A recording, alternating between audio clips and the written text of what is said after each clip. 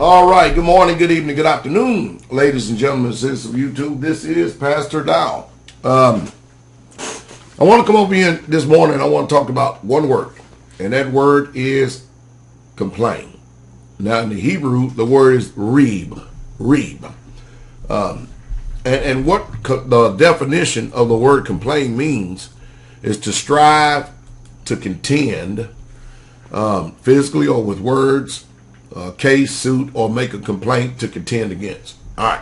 Now, this is the sole purpose of someone who complains. All right. Now, it's going to be hard hitting. If you don't want to hear it, I will stop the video right now, but it's just the truth. Most people who complain, they do it without knowing to reflect, or let's say deflect, attention from themselves and place the attention towards the person whom they are complaining about. All right, think about this for a second. Let's say if I have ill will or an issue with someone or with you. The first thing I start doing is I start going around and I start expressing to people my displeasure about you.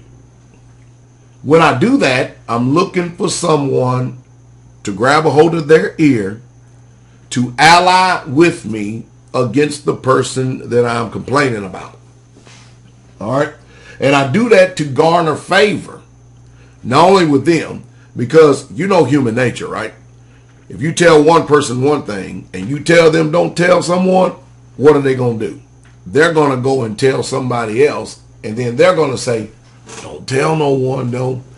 And then that person is going to go and tell somebody else and say, but keep it to yourself. Don't tell no one. It's supposed to be a secret.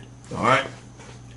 Next thing you know, everybody knows, and nobody has told anyone anything.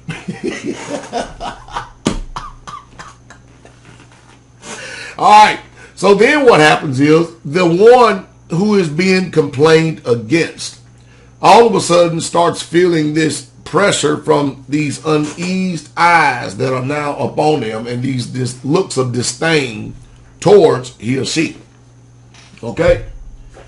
Because the focus and attention has been, the one that's doing the complaining, now no eyes are on them whatsoever at all. All eyes are focused on the individual who the complaint is against. And of course, the idea of that is to get everyone to see through the lenses of the complaint. See, so once it goes out, if someone is complaining about someone, and it goes out, everyone who heard the complaint now sees through these lenses rather than stepping back and looking at that individual for themselves. Amazing, isn't it? Now, what is utterly remarkable and amazing is that usually the one that's doing the complaint is the one who has the flaws. Because one of the hardest people in the world to see is yourself. And whenever we do not want to change, or we refuse to change, since it's really hard for us to see ourselves, it's much more easier for us to put forth the finger and to finger somebody else and to complain to somebody else than to actually change. Because to be transformed, to be changed is a very, very painful act. It's a very violent act to change this right here, because it's been etched in stone. It's been molded so much. So the person that complains usually complains, again, let's revisit this, because they don't want everybody else to see them. They want the design of a complaint is to get everybody to see the complaint, and then to get everybody to judge from what they heard, and not, like the Bible says, both sides of the story. Because the truth is, in a lot of these complaints, if it was feasible for you to know what the other person who is being dragged into this complaint right here, who's being character assassinated or whatever, then they would go through the proper steps of what the scriptures teach us. And then they would make it your business. But if both parties don't make it your business and one party does, it's still none of your business. The truth is, what's happening is if the person has a complaint against this person, then they should both come together. If the complaint still is not being heard, then, what is taught is that they should bring in someone else, 2 or 3 witnesses. If it's still not heard, then you're supposed to be able to bring it in front of the assembly and not the courts and not the world, providing your Israelites, your brothers and sisters. But people don't want to do that because people don't want to be incriminated today, because if there's any guilt or any mission of guilt whatsoever at all, and let me go back and say it again, if there's any guilt whatsoever at all or hypocrisy, the one that is evil does not want to come to judgment, because once you come to the judgment of the assembly, that means that it no longer matters what your personal belief is. And it no longer matters what the other person's belief is.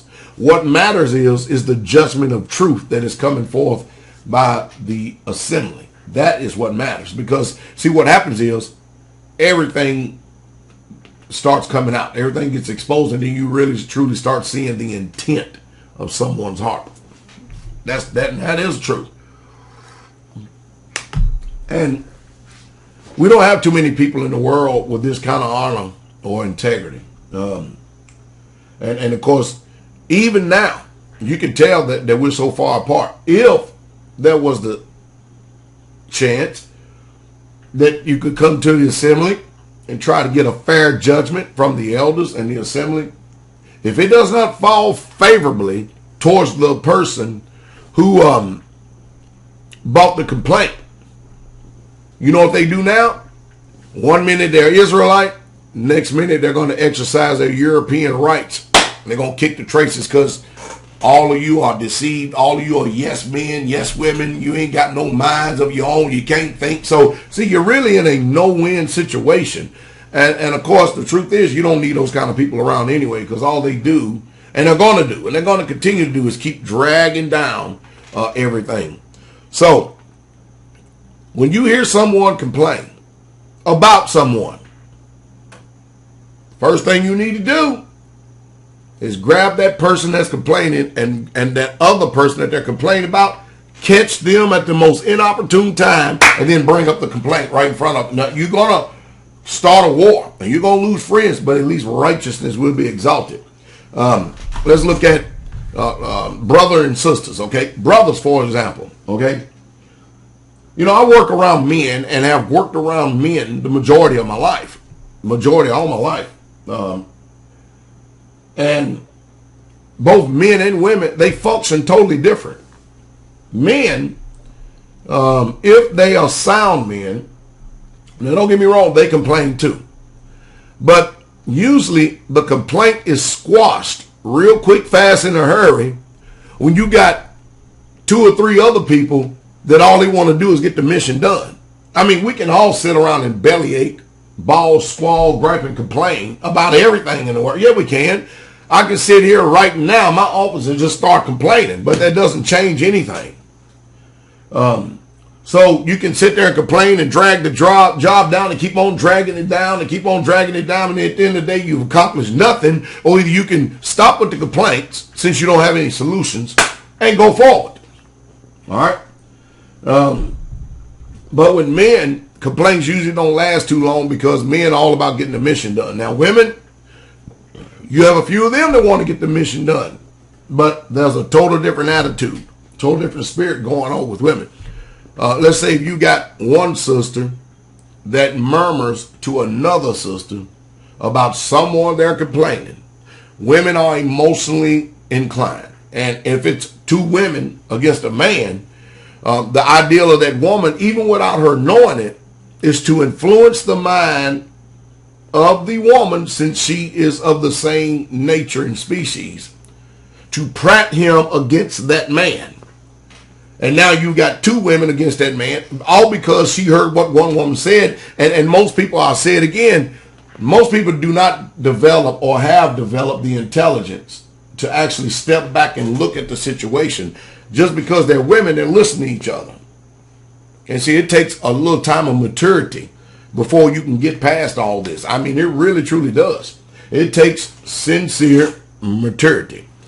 And then the next thing you know, you got the woman who heard the complaint. She all of a sudden starts to see things the way that the woman complaining views things. She sees it the same way.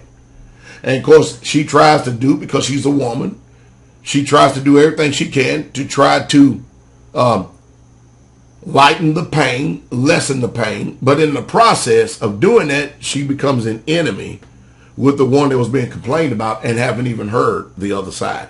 Now I'm just using this as an example because I'm trying to show y'all exactly what goes on spiritually. Not only at jobs, but mainly I'm concerned about assemblies. What goes on in assemblies. You have to be careful what you allow to enter in your ear, because remember, there's always two sides to every story. And if you can't agree, you know, the word has already helped us all learn through wisdom how to decide each case. The trouble is having the people or the parties who have the complaint come together.